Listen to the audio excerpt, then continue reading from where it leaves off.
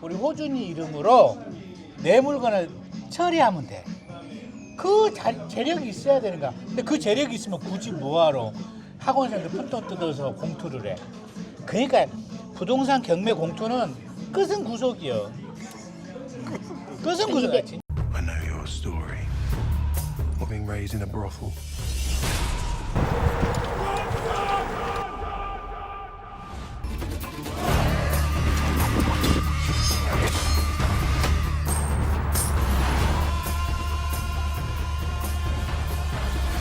You felt it. The power.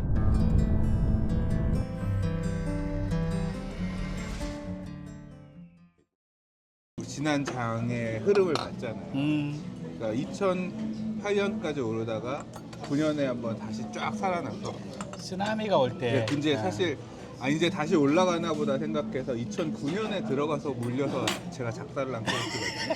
그러니까 2009년에 2008년 끝나고 9년에 올라가는 거 보면서 이제 정고점 재개발은 실제로 2008년 정고점, 그러니까 강남의 재건축은 그러니까 상급지들은 2006년 7년에 피크를 찍었고 그다음에 강북의 재개발들은 2006년부터 올랐어요. 그러니까 항상 하급지들은 좀 늦게 갔고 특히 재개발 같은 물건들은 서울시가 재개발을 본격적으로 건드린 게 2004년이거든요. 그러니까 3년에 법 바꾸고 4년에 기본계획 수립하면서 정비 예정구역들이랑 정비구역 등 지정하고 근데 그게 이제 2차 뉴타운 2003년에 지정하고 3차 뉴타운 2005년에 후보지 발표하고 그러니까 붐이 일기 시작한 게 2006년부터 그러니까 시작이 약간 늦었죠. 그래서 얘네들이 최대한 힘을 발휘한 거는 2009년이에요. 토지거래 허가도 풀어주고 막 하면 살 수 있게끔 해주고 그래서 이제 그거 올라가는 거 보면서 야, 때다 왔다. 사실 저는 IMF에 대한 공포가 있었는데 IMF가 같이 그런 안 좋은 시기가 힘든 시기가 다시 올 수 있다 공포가 있었는데 8년에 미국 금융위기 터지고 몇 달 휘청하다가 9년에 다시 올라가는 거 보면서 IMF는 없다 이런 확신해가지고 2009년에 담았어. 공격적으로 들어갔다가 개작살 났죠. 2010년, 11년. 그게 마지막 불꽃이었어 그 당시? 9년이 마지막 불꽃이죠. 그러니까 11년에 이게 이제 규제를 2010년 8월에 건설회사 무너진다고 다시 풀어줬어요. 한시적으로 2011년 3월까지 좀 규제 완화를 해줬거든요. 대출도 풀어주고. 조만간 그러겠는데 그럼? 사실 그래서 저는 지금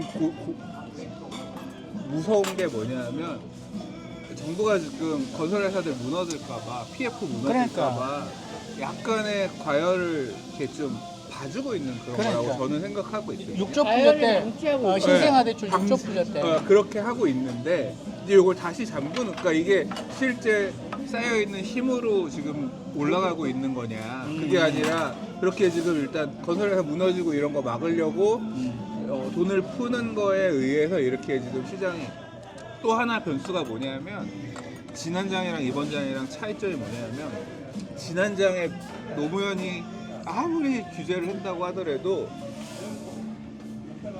지금이 지난 장이 더 심했어요. 그러니까 예를 들어 15억 초과 대출 금지 이런 게 없었어. 근데 이번에는 작년에 뭐가 풀렸냐면 15억 초과 대출 금지가 풀렸거든요. 그러니까 지난 장에 막 올라갈 때 강남이나 마포나 이런 데 15억 넘어간 아파트 살 때 대출을 받아서 집을 못 샀어요. 그러니까 전세는 살고 내가 좀 갈아타서 이번에 내 집 마련하고 싶은데 대출이 안 나오니까 못 샀던 사람들이 맞아 많이 그랬어. 있었는데 이번에 풀리고 다시 올라가는 거 보니까 얘네들이 지금 와서 집을 사거든요. 야 이제 다시 올라가니까 그때는 대출이 안 나와서 못 사는데 지금은 내가 사야겠다. 그러니까 그 수요가 과거에는 그때는 대출이 30억이든 얼마든 받을 수는 있었어요. LTV가 40%로 묶여서 제한적으로 받긴 했지만 한 채까지는 LTV 40을 줬단 말이에요. 근데 지금은 아예 없었던 게 있었기 때문에 작년에 그걸 풀어주니까 작년에 올라가다 9월 이후에 정체됐잖아요. 그리고 지금 올해 들어서 다시 지금 올라가는 걸 모습 보이니까 아니다. 이번에 진짜 올라가나 보다 하는 애들이 마이너스가 났더라고. 그래서 마이너스가 나서 얘들이 이거를 SPC를 세우는 거로 바꾼 거야. 그 전까지는 그런 거 몰랐던 거야 법인에 대해서도. 외감을 몰랐던 거야. 우리는 계속 외감을 받으니까. 그렇지. 근데 얘는 맞아. 몰랐던 거야. 그 하다 보니까 어느 날 커트에 걸린 거지. 맛이 안 되는 게 이제 자기들 또 피부로 느껴지면은 그 말씀하셨듯이 다른 근데 생각을 하게 어느 네. 단계는 알았는데 계속 한 거야. 그래서 내가 지금 거의의 배를 갈랐다. 왜냐면 지금 누군가 다시 유튜브를 해서 저만큼 갈라면은 시간과 돈이 많이 들고 된다는 보장도 없어. 그리고 부동산 경매 투자나 부동산 투자는 이게 개별 물건의 특별성이 너무 많아가지고 그 중에 하나라도 터지면 문제가 되는 거야. 주식 리딩만 문제가 없어요. 예, 엑시트가 안 돼. 엑시트는 매각이 돼야 되는데 제일 그러면 좋은 방법은 내가 우리 호준이 이름으로 내 물건을 처리하면 돼. 그 재력이 있어야 되는 거야. 근데 그 재력이 있으면 굳이 뭐하러 학원생들 푼돈 뜯어서 공투를 해. 그러니까 부동산 경매 공투는 끝은 구속이요.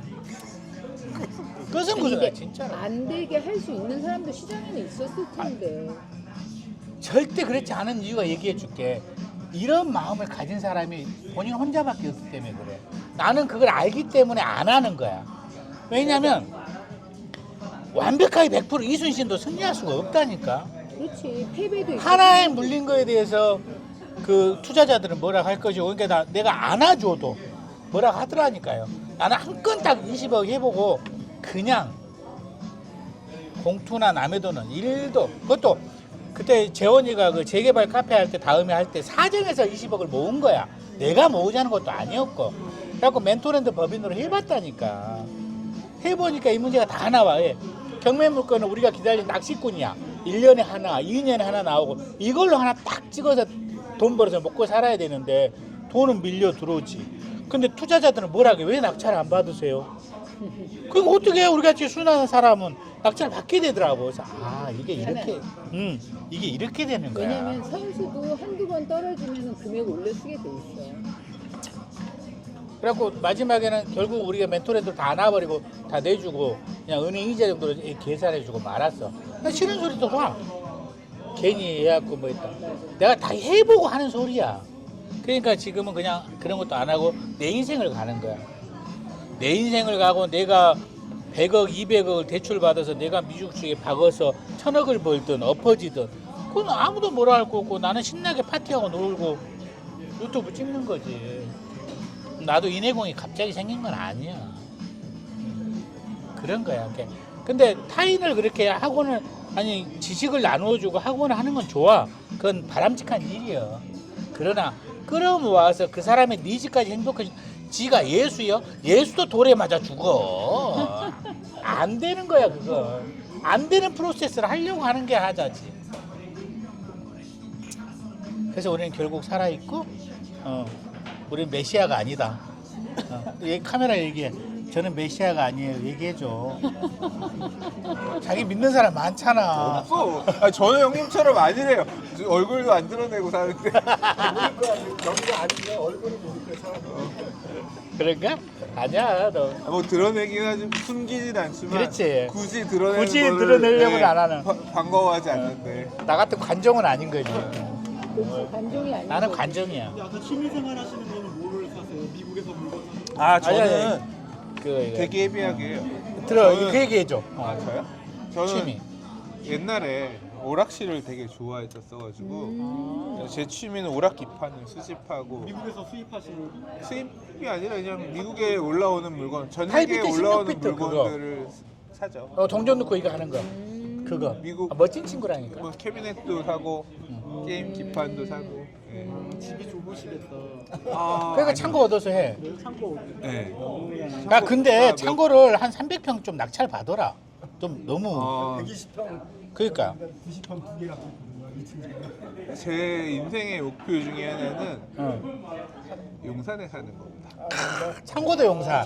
저희 애도 용산에다 스튜디오 차려달라는데. 네, 그러니까 저는 집에서 그냥 걸어 다니고 싶어요. 오케이. 용산 그 네, 그러니까 상가를 네, 사실 하나는 샀어요. 아. 그래서 하나는 집 근처에 있는데 조금 이게 집합 건물 상가라 단독으로 해야지. 좀 이제 그치. 제대로 된 걸 근데 그러니까. 이게 10년 안에 할 수 있으면 아예 할 수 있어. 할 수 있으면 하지 말고 할 수 있다. 그러니까 목표입니다. 있다. 그래서 하면 그럼 이제 있다. 그게 목표입니다. 저는 지금 이따 사고 봐야 되는 거 아닌가요? 돈이 아니지. 있어요.